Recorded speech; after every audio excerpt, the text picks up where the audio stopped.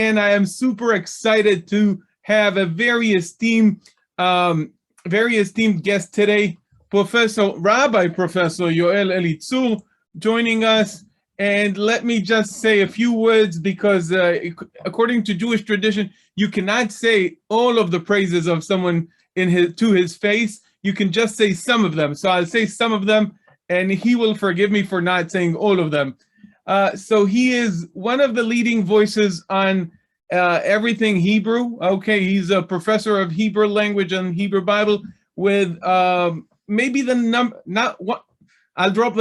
number one expert on places names in Israel, the Hebrew source of these places. And this is why he is a member of the National Naming Committee of the Israeli government. He's also a member of the Academy of the Hebrew Language. I don't know if you are aware of that, but it is crazy. The state of Israel has an official statutory body that is in charge of the Hebrew. That what they say about Hebrew goes. They don't always succeed with a popular opinion, but this is what they do. Professor Elitzur is a very innovative scholar and a very impressive scholar, and we are blessed with his presence today. I want to share a bit of we were talking a little bit, and we were talking about the fact that what I do has kind of an international audience. And he said, listen, so if you're teaching online, you can have students from Honolulu. You know, Honolulu is a place we use. It's in Hawaii. It's a place we use, you know, in Israel to say like a far place. In the Bible, that would be the land of Cush. In the Bible, beyond the land of Cush, when Isaiah wants to talk about somewhere very remote, he talks about beyond the land of Cush. So I said to him, yes, I actually have a collection of Bibles from all over the world. And this is a Bible from Hawaii, was sent to me by Deborah, one of my students, one of the about 100 Bibles that I have from all over the world, which you guys sent me. So I want to thank everybody here. And I want to talk a little bit about what we're going to talk about today. But while I'm doing it, I want to ask you guys to write in the chat box where you're from, where you're at the moment, just so we get a little bit of a feeling to the amazing, you know, diversity of crowd that we have here. So just write in the chat box where you are from. And wow, Sweden, Canada, Namibia, Isle of Man, Poland, Japan, Abu Dhabi, Oregon, California, Florida, and the list goes on. Albuquerque, New Mexico, Chicago, Toronto. Okay, the list goes on, and I think the point is clear. But keep on writing. From India, from Texas, beautiful, beautiful. Today we want to talk about diachrony of biblical Hebrew. Okay. When we talk about the Bible, we understand that the Bible is really a collection of books that were written over a period of about 1,000 years. If we go from Moses to Xerxes, that's about 1,000 years. And really every language changes over time, right? No language is stagnant and stays the same for 1,000 years. Okay. Now, the periodization of the Hebrew is a very, very big issue. Can we periodize? I think this is an essential question with which we'll deal today. And if we attempt a periodization of the biblical Hebrew, then which parts would be before and after? I'll just quickly mention the conventional wisdom we talks about in scholarship, talks about archaic biblical Hebrew, standard biblical Hebrew.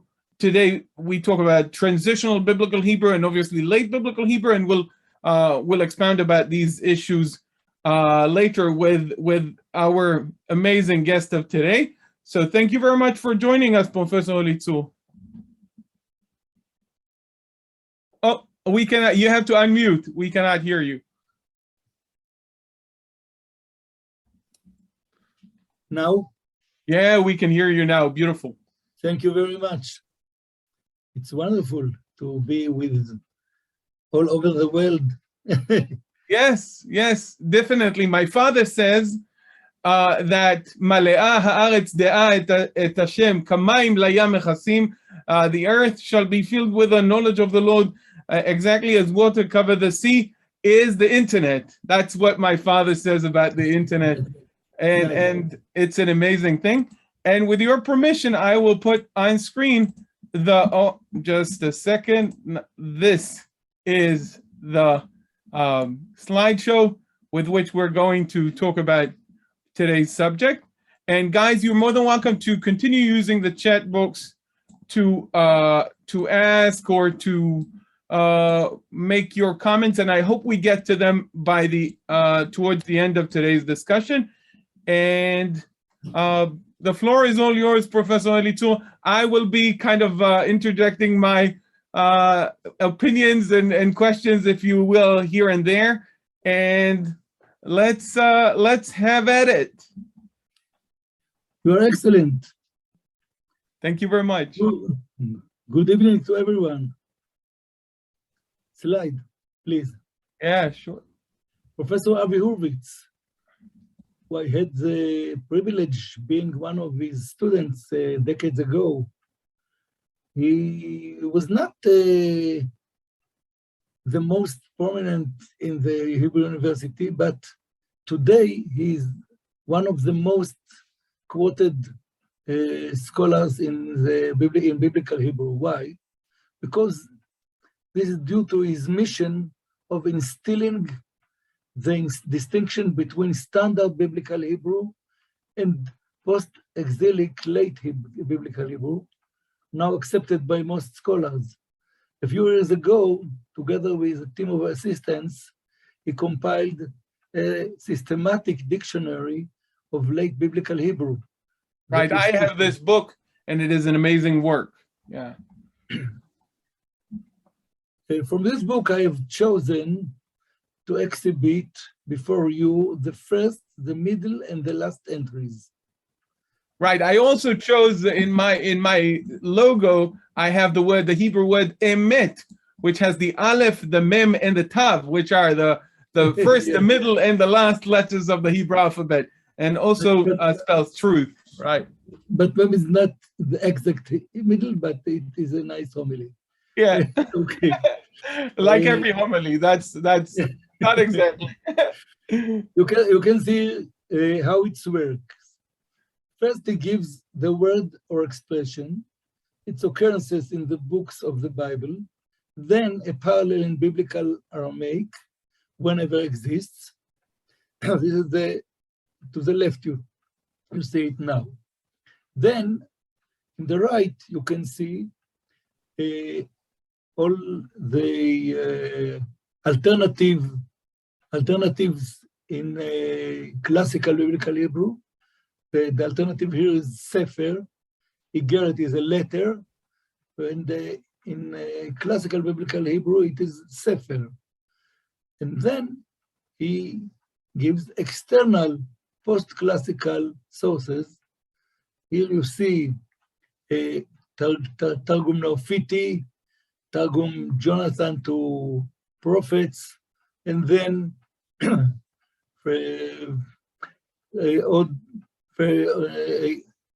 edition of Targumim and Babylonian Talmud and the Mishnah in Hebrew. Right. The Aramaic and Hebrew have Igeret.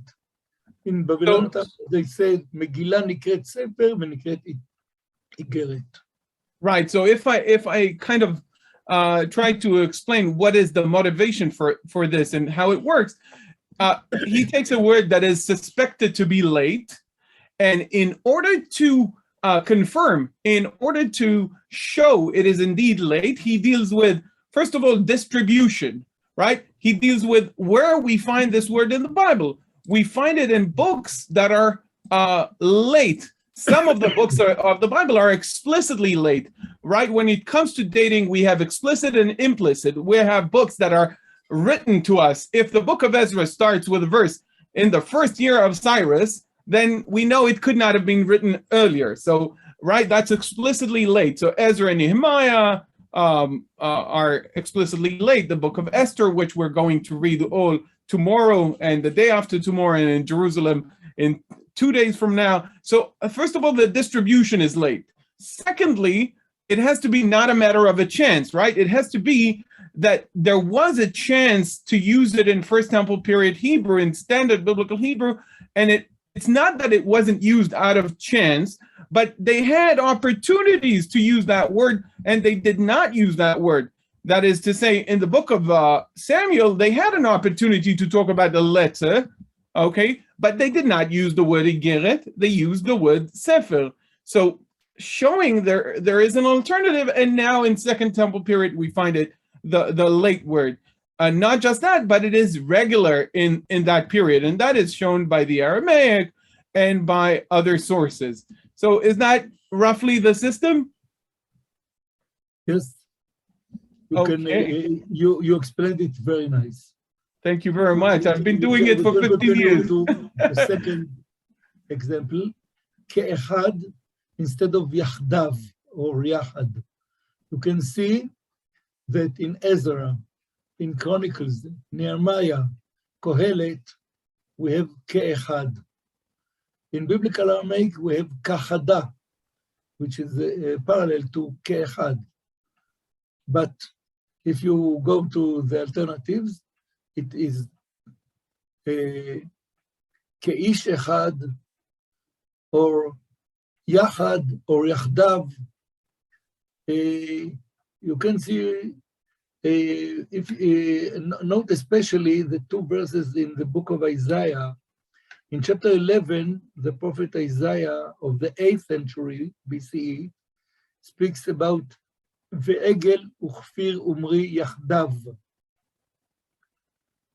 the calf and the lion and the yearling together, while his follower, or say student, Deutero Isaiah, 2 centuries later, changes it a little. Ze'ev ve'taleh yir'u ke'echad.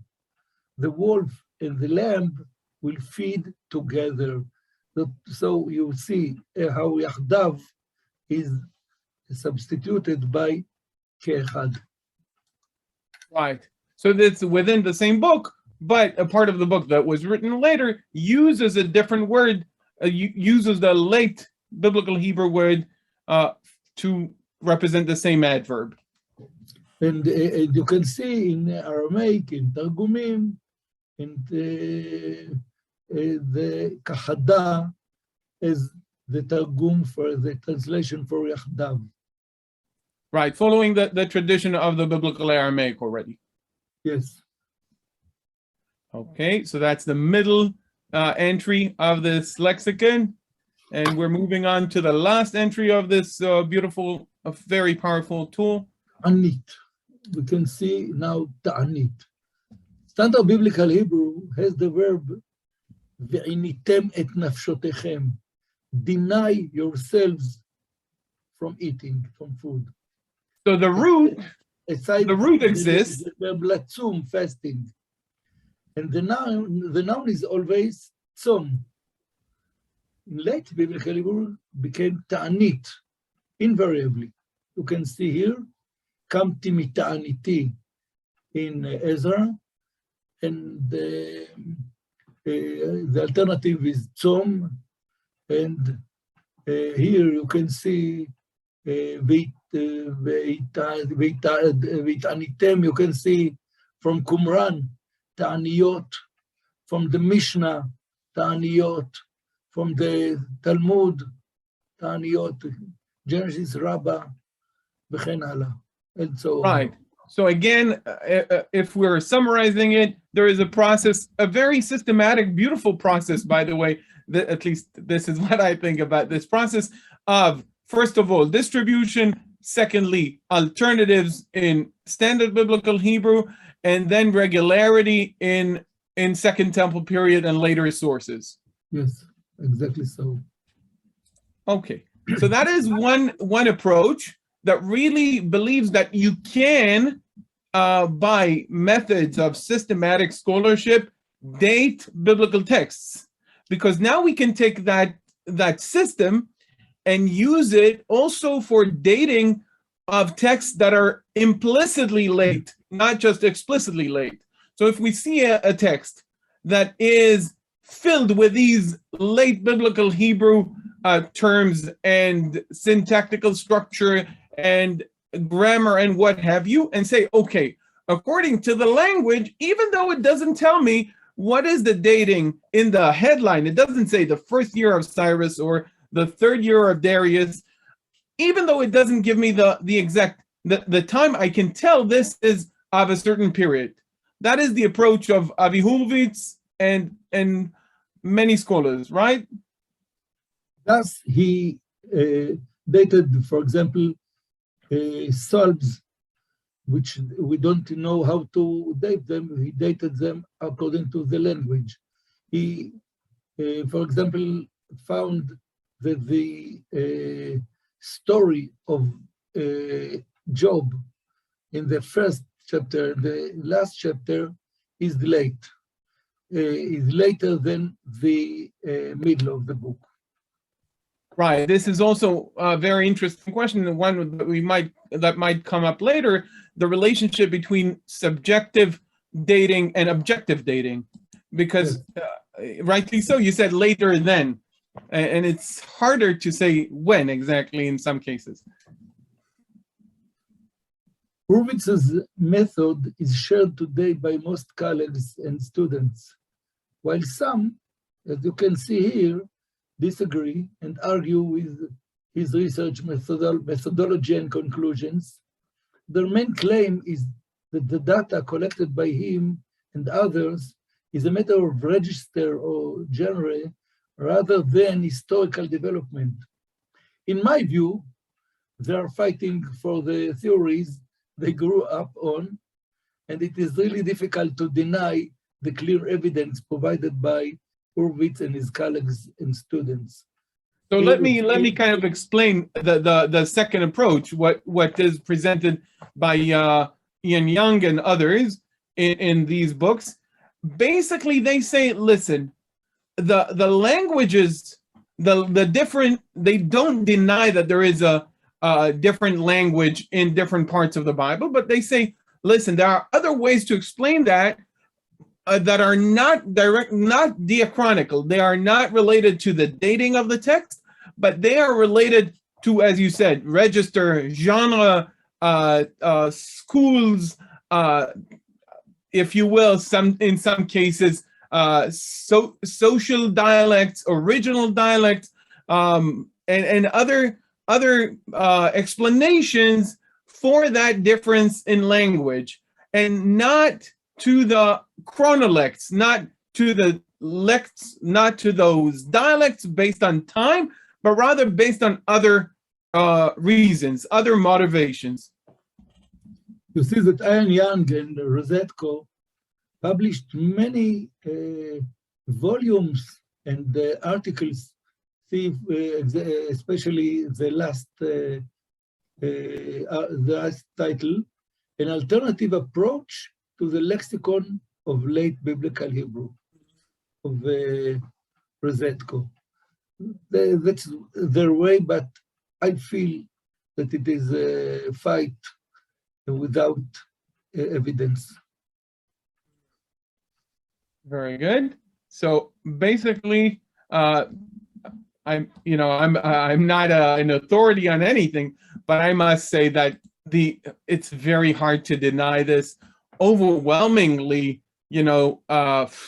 amount of evidence that are so in the time and the place, the similarity and the influence of the Aramaic, the similarity to post-biblical Hebrew.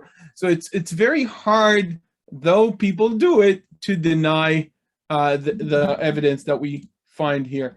Do you want to go through this or in the next one? And here begins my part in this field.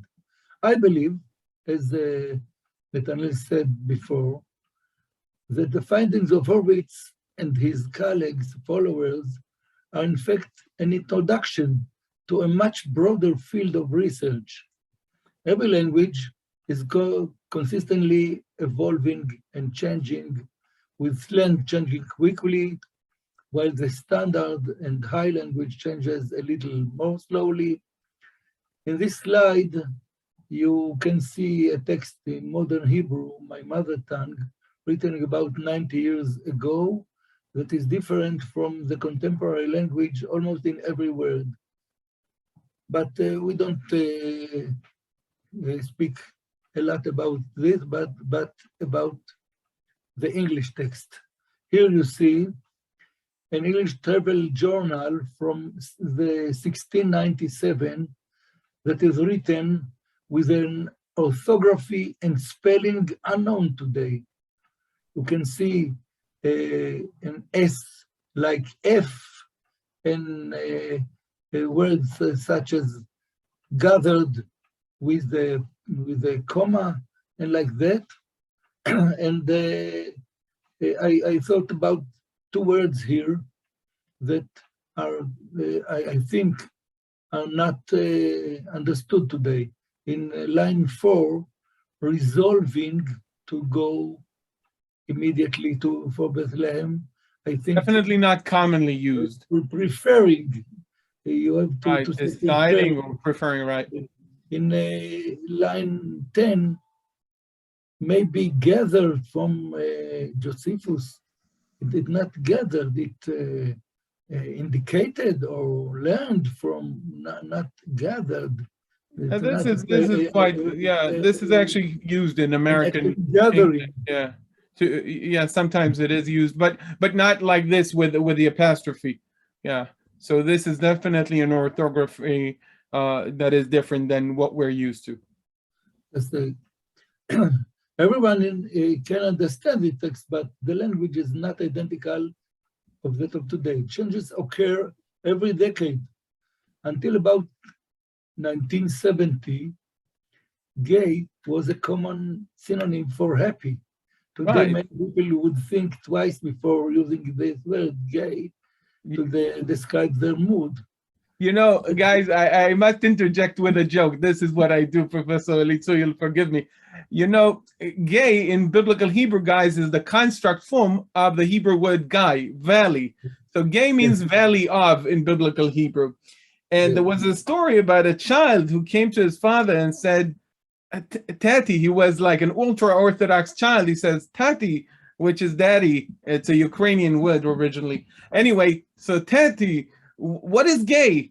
And the father couldn't, you know, he didn't want to talk with his kid about these matters. What is gay? What is gay?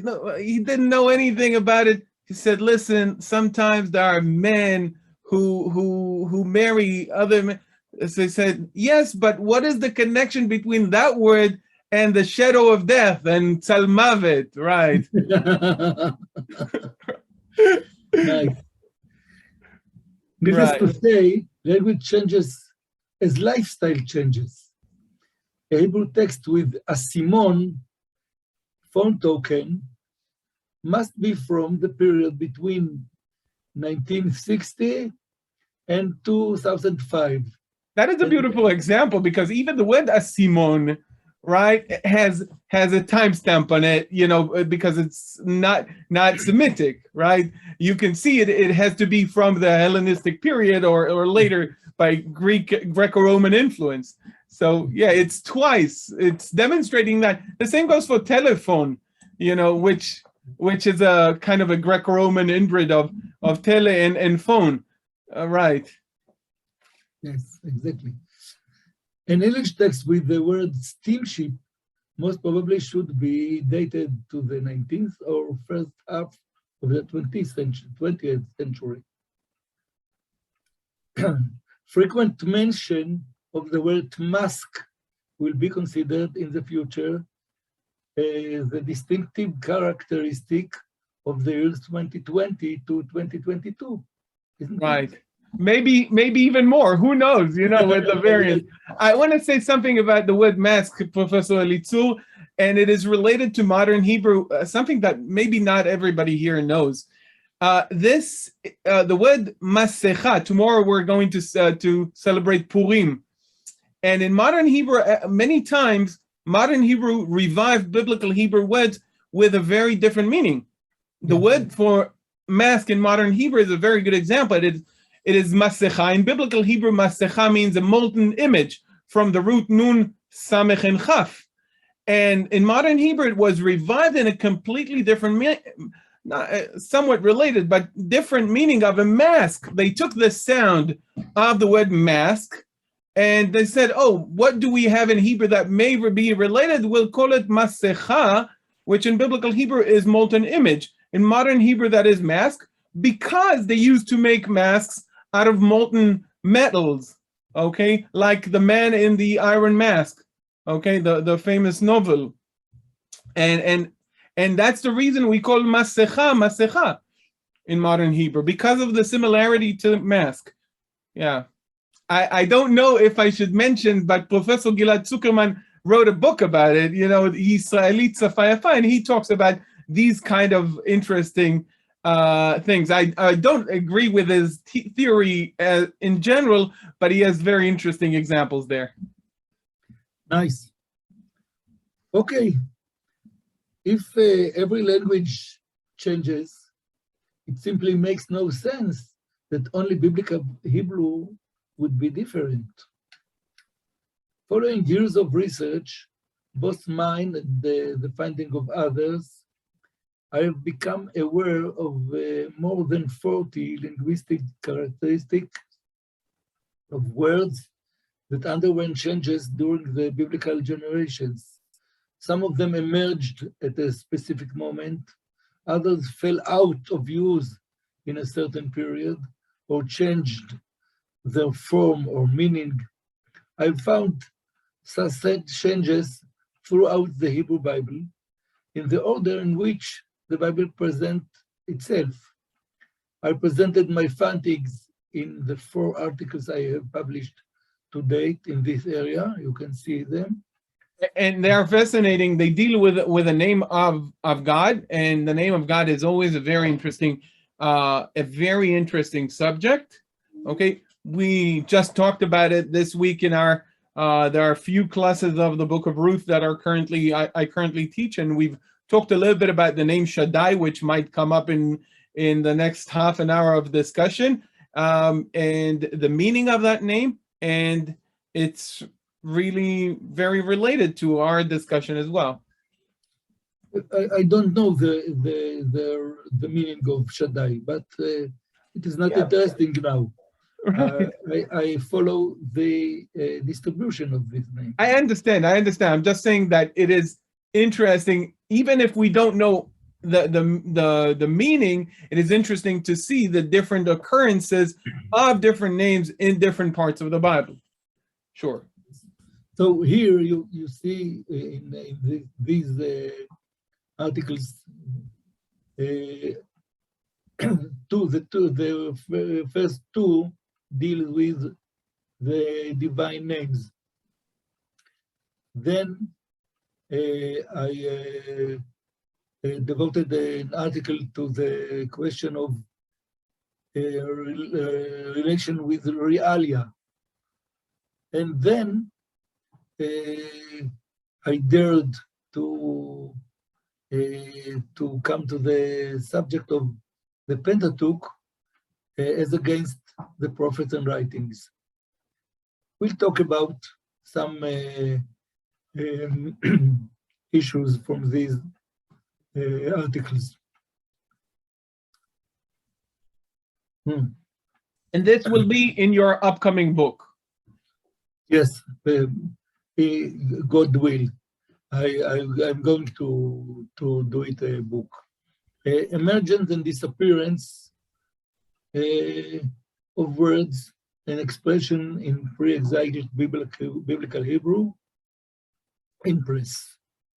I'm waiting already, anxiously. Okay, right. You already have 1 copy sold, Nice. You can see here in the following, I would like to share with you some of the material. Let's begin with 2 famous characteristics that are unique to the language of the Torah.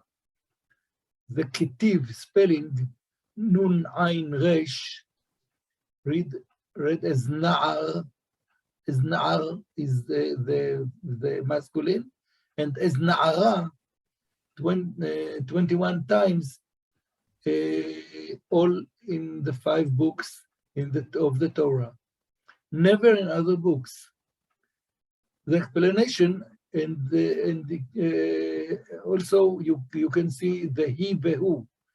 Actually, he is amazing, because that is maybe the earliest example of textual criticism of the Hebrew Bible is related to the word he and who, right? The 3 books that were found in the Azara, Shelosha Sefarim Nimtzeu Ba'azara. We have the earliest Hebrew source talking about textual criticism of the Hebrew Bible, talks about the spelling of the word he. Again, each of the books, it doesn't say exactly each of the books, and when I'm with the Professor Elitzur, I should be aware of the details because he'll correct me. But basically, they had 2 books saying one thing and another book saying a different thing, and in all of these instances, they decided to go with a majority of these 3 books, which is interesting. Yeah. Yes. 2 of the books had, like us, 11 occurrences of he with Yod, and 1 was with only 9 occurrences.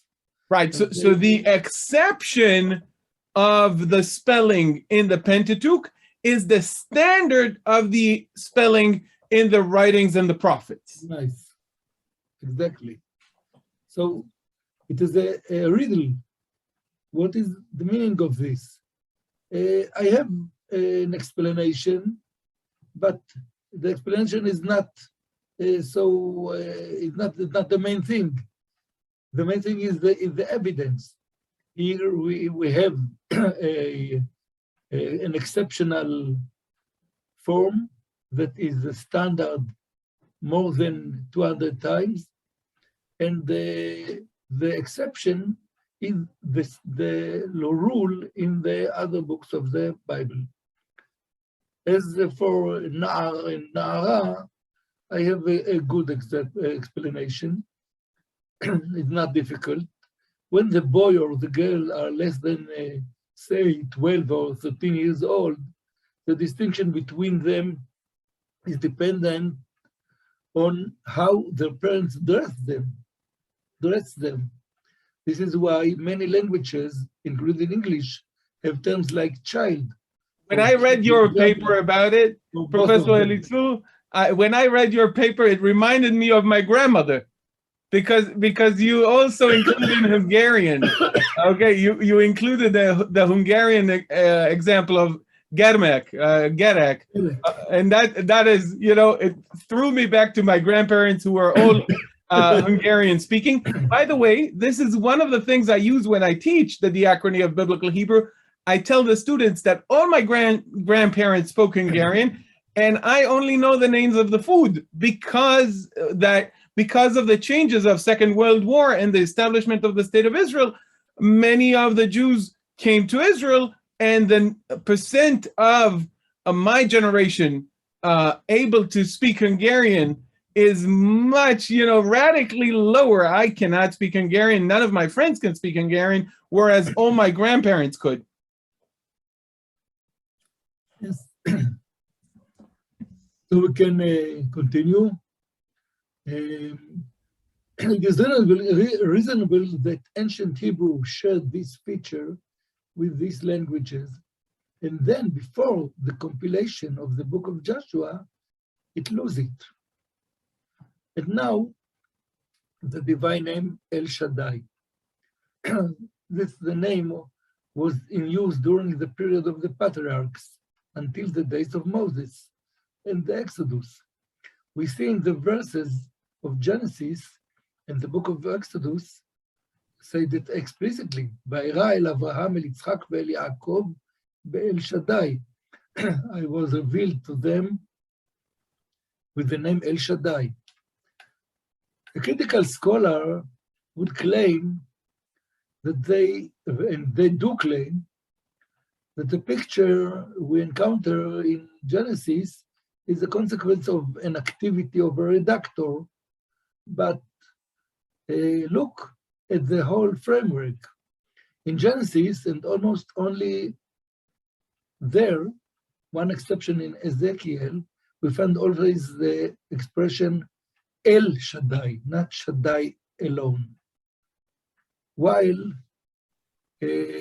always in quotations of direct speech and in a prosaic context.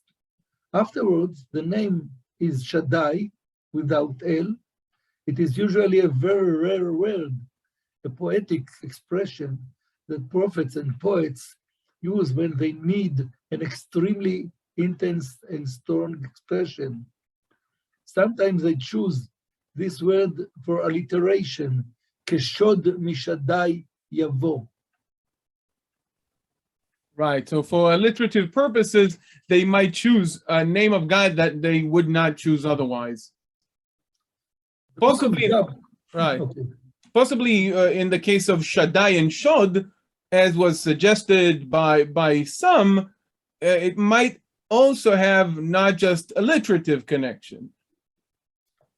Okay. But that's a suggestion. The book of Job is unique.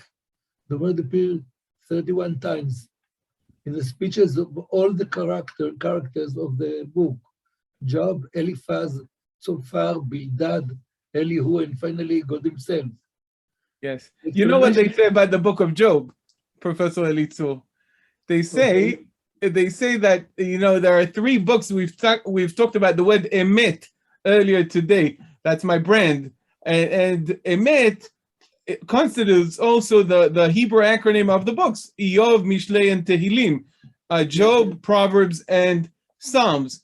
And they say the joke is that in the book of Psalms, you cannot understand the connection between one chapter and another chapter. In the book of Proverbs, sometimes you cannot understand the connection between one verse and another. And in the book of Job, you cannot understand the connection between one word and another. So the language between one letter to the other. Yeah, one letter sometimes, right? Because the book of Job is so enigmatic in some linguistic issues that all of the most far-reaching, crazy theories they always start with the book of Job, you know, because we had Professor Ed Greenstein talking about his translation for the book of Job, yeah, in the past here. Okay, what is the explanation for the phenomenon in Job?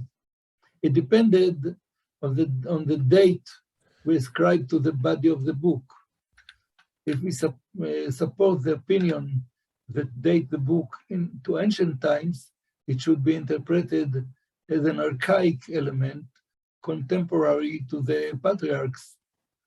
But if we accept the more common view that this book is not archaic, it means that Shaddai of this book is an archaism. I support this approach, since the word Shaddai occurs also in Elihu's words, and it is reasonable to assume that even according to the original author of the book, this man is an Israelite addition to the words of the Oriental characters, Job and his friends. Okay. We spoke about the finds of Avi Hurwitz in the first and last chapters here, but we speak about the body of the book. Right, the body of the book of Job, his conversation with his fellow men, with his friends. And now we find something new. You can see here. You see the 3 biblical persons whose name includes the theophoric element Shaddai. What is the common denominator of these 3? All of them are fathers of the Nesi'im, the chieftains of the tribes in the generation of the Exodus. That is to say, people that were born before Moses.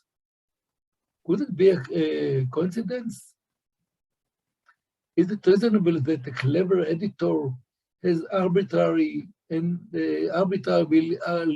entered these names to this list as the father of the Nasi'im? In my opinion, if we let the scripture speak for itself, the evidence is clear. Right. I want to further clarify it because you said it in a very essentialized way. Let me expand it a little bit. These are the only three persons in the Bible that have the name Shaddai as part of their own name. And they are all related to the one generation earlier than Moses, earlier than the time that God would reveal to Moses himself in a different name. According to the biblical description, the biblical narrative presents the changing of that name in the time of Moses. And indeed, the only three people who have the theophoric element Shaddai in their name belong to the generation before Moses. Roughly. It is a strong claim.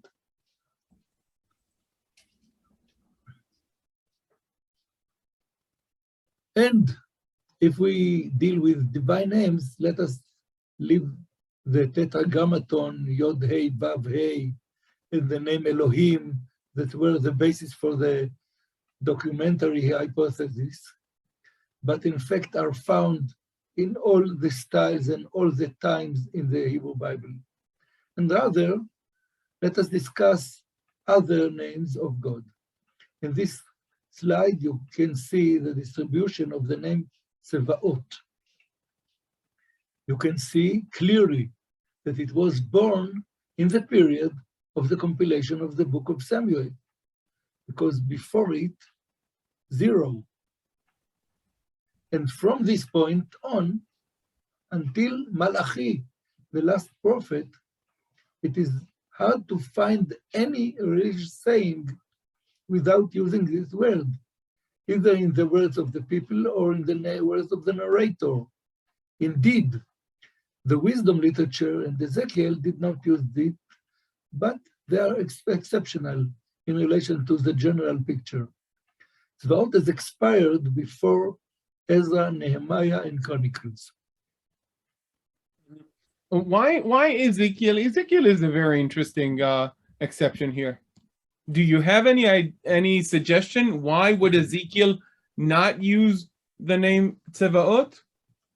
No, I don't have. So we have a good question to work with. Perhaps because he was in the exile in Babylon, and also Ezra Nehemiah don't use this name.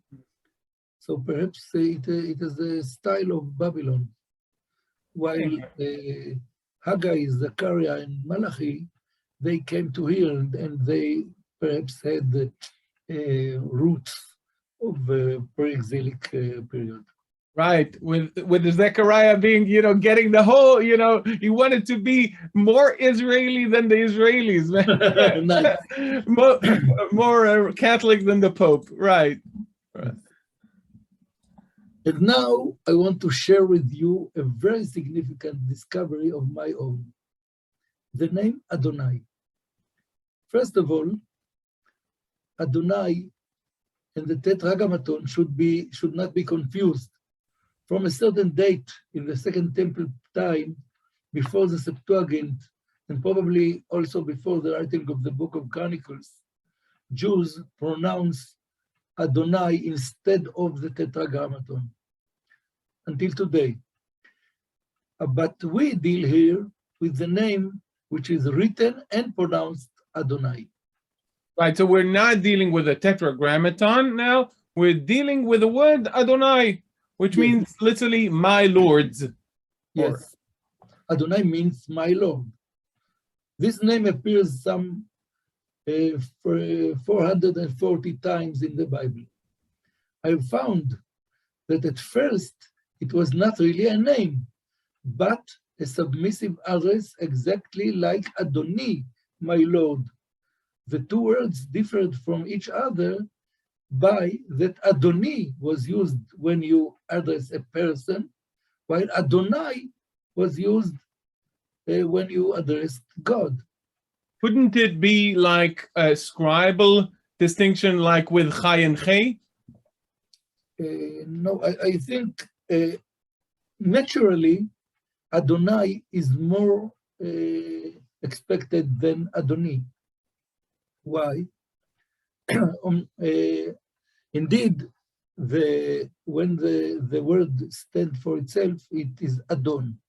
But in conjugation, you can see Adonecha, Adonaich, Adonaihem, Adonai Haaretz. Right. It's a plural. Yeah, so the pronominal suffix is added, as with quite a few nouns and quite a few prepositions, is added to the plural construct form and not to the singular form.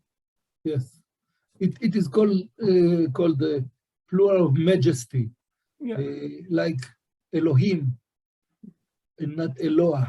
Like the Queen of England, she never says I, she says we. Yes. Now, if you look at the table, you can see that in Genesis, we have no any example of objective divine name Adonai, but we have the submissive address. We have many examples. Adoni, we have submissive address, Adoni, and also when a servant or a wife speaks about her master or his husband, his husband or master, then we see Adoni Zaken, Adoni Abraham. Then we can continue to. By the way, why did you distinguish between La'adoni, Le'esav, and the other two categories? It is submissive and it is subservient, like servile. Submissive is only in direct speech. Okay, so these are these two. It's not a direct speech. These are address, but in the this is also yes, of not direct speech. Va'adoni Zaken. Yes, but it is the only one example of when a man who is not the slave, is not the slave of Esav. But he is presenting himself as such. Like this is the servile tone he is taking. This is very unique because he wanted to teach his men that he himself sees himself as a slave of Esav. Because he wanted them to be very submissive, servile, very obsequious, very polite. The same goes with Judah and Joseph, and the same goes with Abigail and David. The same tone is taken in those cases as well. But between Judah and Joseph, it is a direct speech. Right. Not the word to another man. Here we continue with the Bible in Exodus, Numbers, Deuteronomy, Joshua, not a single occurrence of Adonai as a name, but we find Adonai as a submissive address. Adonai we find, but it is become less and less. So we can continue in Judges and Samuel. There is no objective divine name Adonai, but in Judges we find also the submissive address. In Adonai continues. Yes. Second Samuel, we have Adonai as submissive address, but we continue with zero of objective divine name. And now, suddenly, we find another condition. When we begin with the book of Kings, כי נשאת את ארון אדוני, ויטב הדבר בעיני אדוני, ויעמוד לפני ארון ברית אדוני. Here, Adonai became suddenly an objective divine name. And because Kings is not a good representative for date, we can continue to Isaiah. In Isaiah, it is a very many occurrences of Adonai as a divine name, objective divine name. Right, it continues to the next slide as well. Right. And Amos is the same. Amos is a short book, but we find here. I love the book of Amos. I love it. I teach it often. I have 2 groups learning the book of Amos currently. Beautiful book. In many cases, he sets the standard for prophecy. Sometimes maybe Isaiah can perfect the style, but Amos, in my feeling, sets some fundamentals. Yeah. How it was created. I have an example of our days. The example is the expression Ribono shel Olam. Ribono shel Olam in the sources was a submissive address to God. Ribono shel Olam. Always in direct speech, direct address to God. But today people and rabbis use Ribono shel Olam as an not just as a vocative, but also as a nominative or objective or whatever. Just a second, let me clarify what the very long point that was made, because it's mind-blowing, it's amazing. So when we read the Bible, we start at Genesis, we read the Bible all the way to the book of Kings. Genesis, Exodus, Leviticus, Numbers, Deuteronomy, Joshua, Judges, Samuel. We don't find the word Adonai as a name. Even one. Come again? Not even one. Not even once as a name for God, directly, objectively describing God's name as Adonai. Only in, it's amazing because it's where possibly chronology and the ordering of the book is aligned beautifully. Okay, only there starts a torrent, really a flood of use of the word Adonai as an objective divine name. Okay, that's the point. And the same goes for Ribono shel Olam, which is a later post-biblical Hebrew phrase, which originates from the vocative.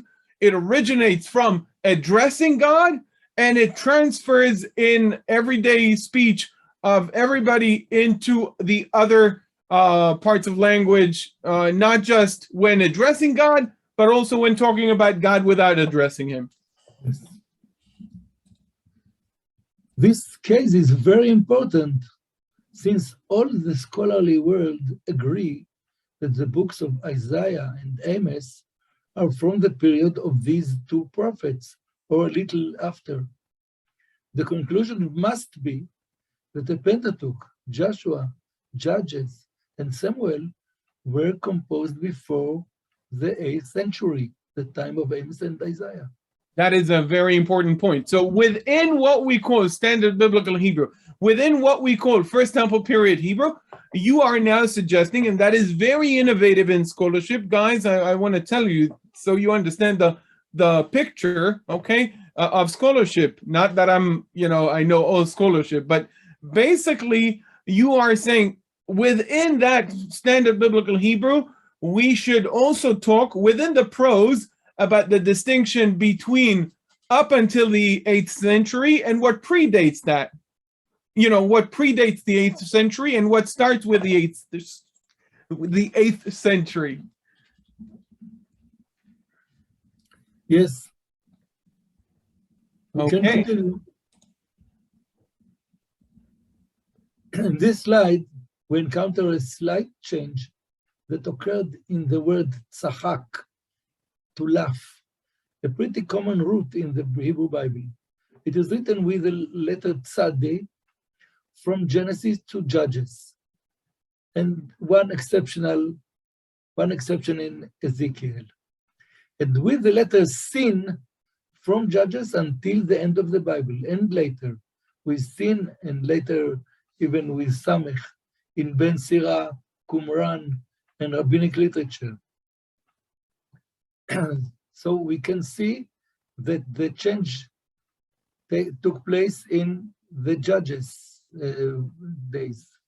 Very interesting. Would you suggest a phonetic change? Yes, I'll explain it. Abba Ben David noted that in the book of Judges, in which the two forms occur, the variant with tzadeh is found in the narrator's words, while the variant with sin appears in a quotation of direct speech, that is, the literary form is still faithful to the old linguistic tradition, while the living speech already used the new version, a typical reality for transitional periods. Right. Now, so exactly as in the news, they used to do like certain, they used to keep pronouncing, because it was official in the radio, over the radio, and in TV, they would pronounce the reish like this, while nobody does it, even though according to the Academy of the Hebrew Language, one should. Okay. The variant with tzadeh is the original, as evidenced by comparative linguistics, and the background to the transition that took place in Hebrew should be explained following Brockelman as a dissimilation, converting an emphatic consonant to a non-emphatic in the vicinity of the emphatic and guttural consonants. Okay, let me put it in layman's term, if you will. In order to avoid two gutturals, one after the other, two letters that have somewhat of a pronunciation in the back of the throat, either directly a guttural like the het, or with a secondary articulation in the back of the throat like the sop.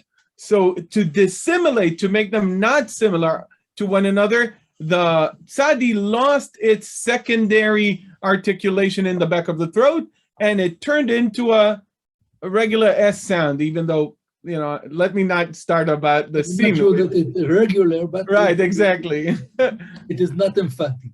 It is, right, that's the point. More one word, private names are usually a stable element in any language. Therefore, the name of the patriarch, Isaac, is spelled Yitzhak with a tzadeh, even in the books of Kings and Chronicles, and later in post-biblical sources. Right. However, in the books of the later prophets and in Psalms, even this name is spelled with sin, Yitzhak. Right. When I teach the basic form of biblical Hebrew words, the katal and the yiktol, in order to show them the effect, show the students the effect of the guttural letters on the vowel taken following the second root letter, I teach them the difference between Yitzchak and Yaakov, with Yitzchak taking the A vowel because of the guttural chet, and Yaakov not taking the A vowel because it doesn't have the guttural, it has the kof there. It's interesting that all the patriarchs gave their sons yiktol verb names or adjussive names, Yitzchak, Yaakov, and Yosef, right? Yehuda, right? Interesting. I'm not sure because there are also Yishbak and Didlaf. Right. Right. Now we encounter the oath. Ko ya'aseh li Elohim v'cho yosif. May God do so to me and more also. The language of an austere oath in which a person is wishing himself a curse that he does not dare to say explicitly if he does not keep his promise. This formula does not seem to have been unique to Israel. So it uses in most cases, the universal name Elohim more than the tetragrammaton Hashem, the Israelite national divine name. Twice in the Bible, the polytheistic version of the phrase is quoted, Ko ya'asun Elohim v'cho yosifun. May the gods do so to me and more also. One is the words of Jezebel, and one Right. from the mouth of Ben-Hadad, king of Aram.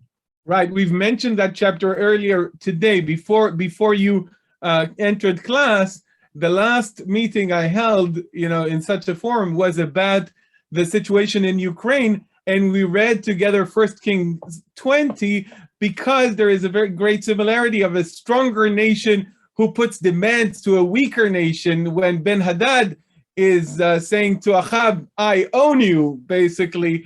So we've talked about that in the context of the Russian invasion. Yes, analogy. Right. Wait a minute. The first Okay. occurrence of the phrase, "Ko ya'aseh li Elohim b'cho Yosef," is in the mouth of Ruth, the Moabite, who addresses her mother-in-law, Naomi. And the last is in the mouth of the king of Israel, whose name is not written when referring to Elisha, the prophet. The language of this oath is not found early in earlier books when such an oath should be expected, such as the oath of Abraham in Genesis 14. I have sworn to the Lord God Most High, maker of heaven and earth, that I would not take a thread of Harimoti Yadi, right? Harimoti Yadi el Adonai el Elyon, koneh shamayim va'aretz. Or in the enthusiastic oath of the Gadites and Reubenites in Joshua 22, El Elohim Hashem, הוא יודע וישראל לא ידע, אם במרד ואם במעל, אל תושיענו היום הזה. The mighty one God, the Lord, the mighty one, the God, the Lord. He knows, and let Israel know, if this has been in rebellion or disobedience to the Lord, do not spare us this day. We could expect in such a context to hear the Ko ya'aseh li Elohim b'cho Yosef, but we Exactly like Hurwitz's methods of looking for an alternative, right? You have to look for a case where you would expect this formula, but you don't find it. And that is, again, supporting the fact that this formula is later than. Exactly. We may conclude that this formula of oath was used between the 11th and 9th centuries BCE, some 200 years. Right. Some have suggested, just interesting, I don't know if you have an opinion about that, some have suggested that this phrase, Ko ya'aseh Adonai li v'cho Yosef, is accompanied by this kind of a throat-cutting gesture. This is what God may do to me, and so may he add. This is what I saw by some scholars. Again, it's an interesting suggestion. But I interpreted this as Ko. I don't want to speak about what he would do. Right. Sometimes not saying what God may do is more intimidating, as with the doxologies of Amos, for instance, where he doesn't explicitly says what God will do, but what God may do. Oh. And now, I want to discuss a linguistic development that took place in the middle of the 8th century BCE in connection with the historical reality of the period. This is perhaps the most interesting and important example in my lecture today, or one of the most. And I wish to express my thanks to my friend, Rabbi Daniel Shiloh, who drew my attention to it. The term galut, exile. The idea of exile is a central theme in the books of Leviticus, Deuteronomy, and Joshua. But the root, Gimel Lamed Yud, and the terms Galut and Golah are not mentioned in these books even once. In their place, one finds in this book, in the books of the Torah and Joshua, 14 other words.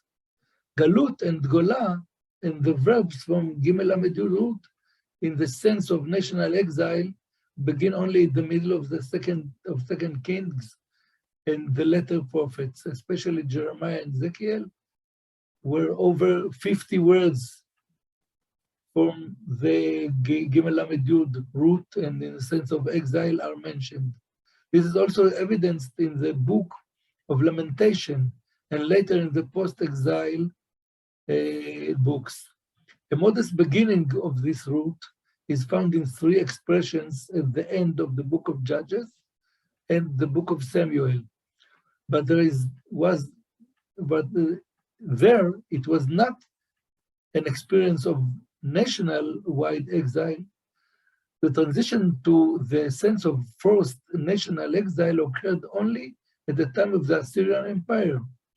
In the third generation of the latter prophets, there is a situation that typical to transitional periods.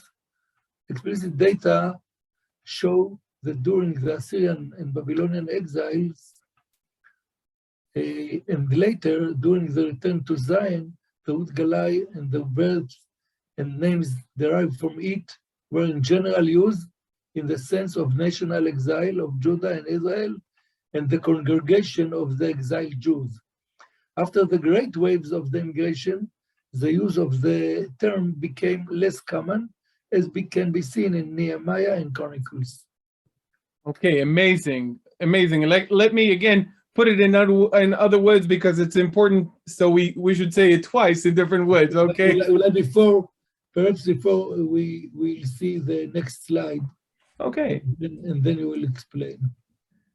Here you see, in early books, exile is depicted through varied imagery. ולא תקיא אתכם הארץ, נצפו, אזרה בגויים, scatter, ועבדתם, you shall perish, ואכלה אתכם, and the land of enemies consume you, והבאתי אותם, I remove them, והפיץ, I will scatter, ינהג, to drive, will drive, יולך, will drive, וניסחתם, wiping you out, והפיצך, you scatter you, ויתשם, uprooted, וישליכם, through them, הדיחך banished you, עבודכם, you perish, השמידו, 14 words for the exile, but not a single occurrence of gala, galut, liglot. We find the galut in the time of the Assyrian and the Babylonians. Now your turn. Okay, yeah. So it's amazing because, and let me maybe express that, because the terminology here goes hand to hand with the history. So until the moment the root Gimel Lamed Yod was used, it is definitely a root that was known and used. But it wasn't used to describe a national exile and national removal of one of the people of Israel from its land to another place. While we had 14 different terms to use that, again, alternatives in the language of the Pentateuch.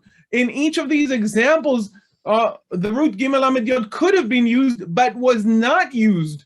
Okay, and only when national exile became a reality, with the Assyrians exiling taking the people of Israel, the northern kingdom, into exile, only then the term galut or golad or root Gimel Lamed Yod starts being used to describe that national removal of the people from its land to another land. And and that is the last part of this, when it becomes less influential, it becomes less used.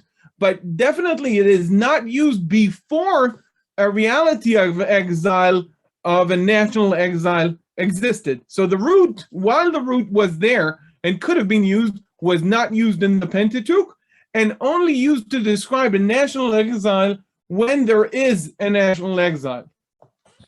Thus, anyone who thinks that Leviticus and Deuteronomy are contemporaries of Jeremiah and Ezekiel or later will find it very difficult to explain these findings.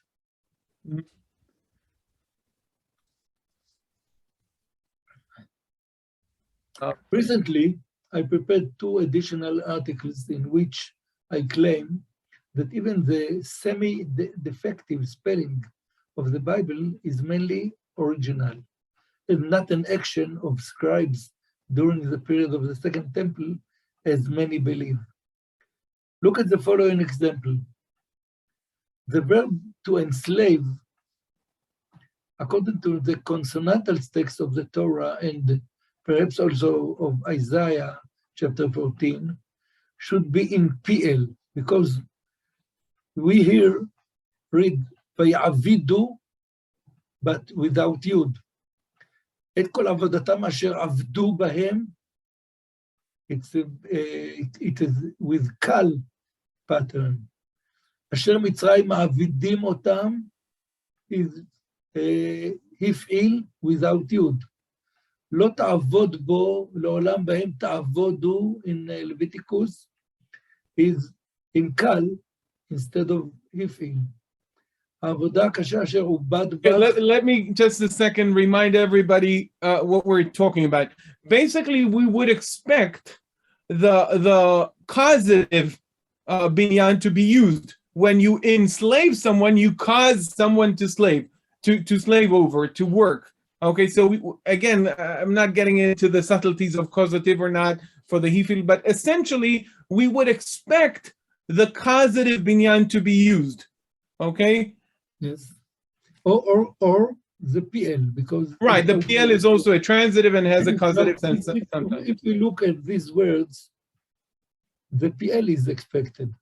ויעבדו מצרים את כל עבודתם אשר איבדו בהם בפרך, אשר מצרים מעבדים אותם, לא תעבד בעבודת עבד, לעולם בהם תעבדו, ומן העבודה אשר עובד בך, יצפו על Okay, so you would expect these to be PL.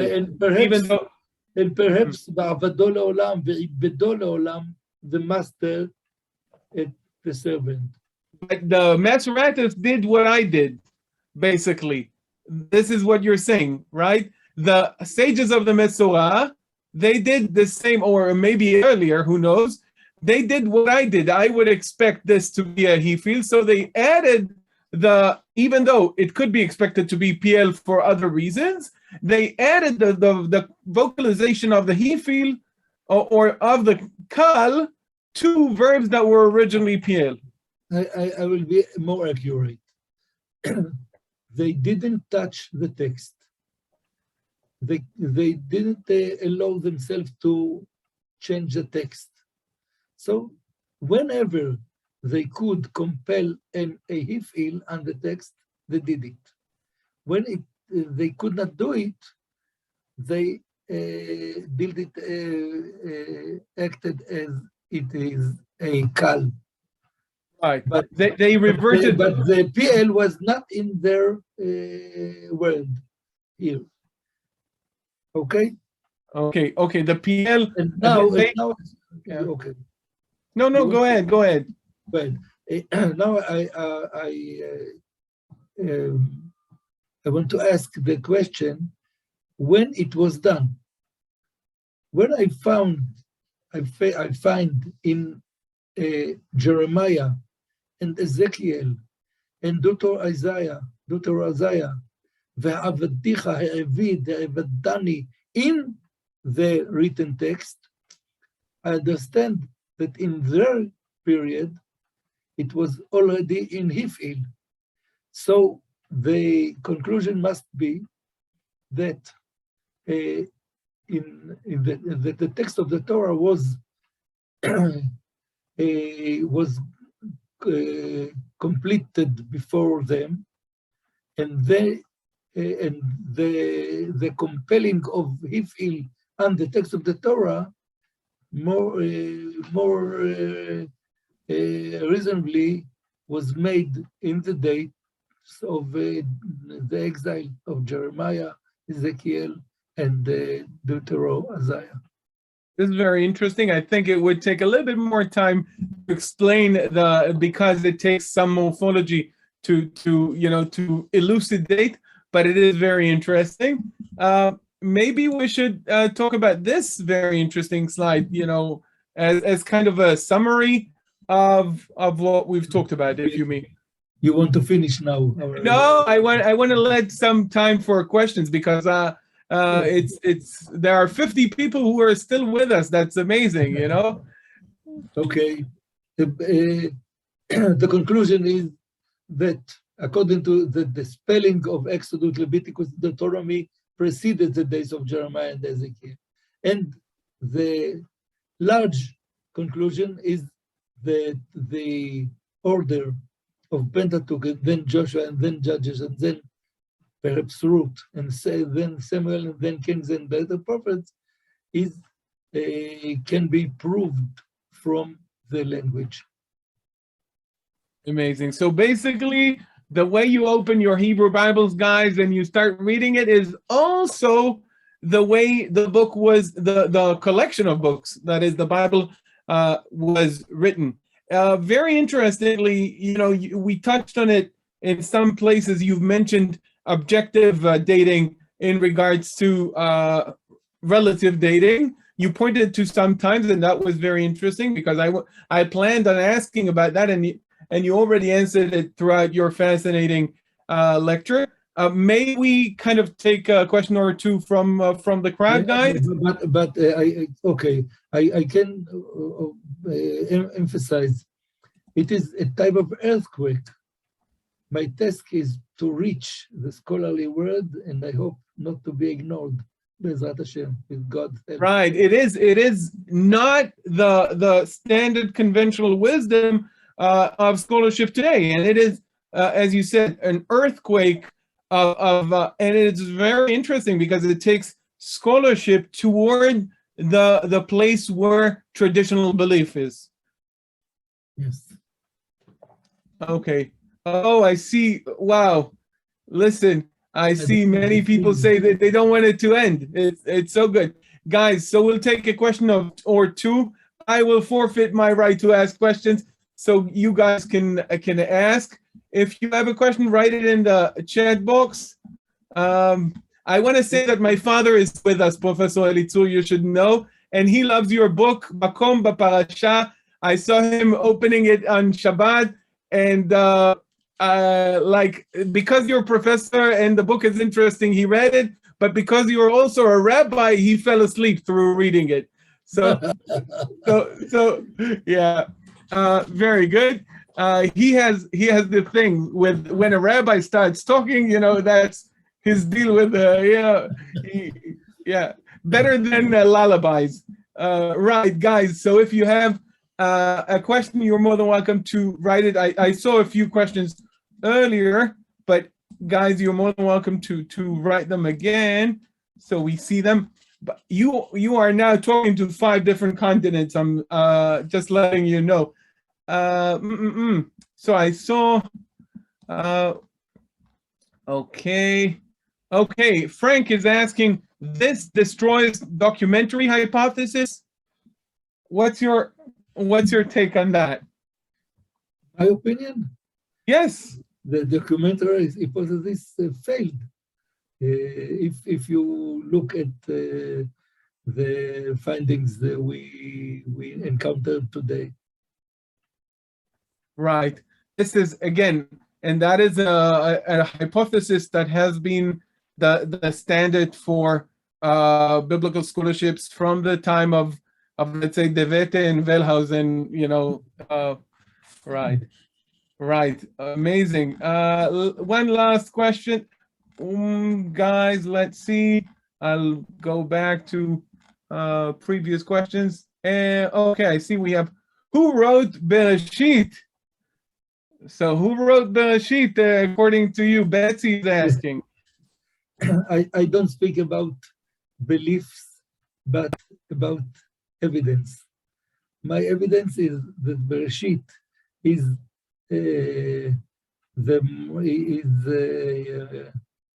part of the Pentateuch.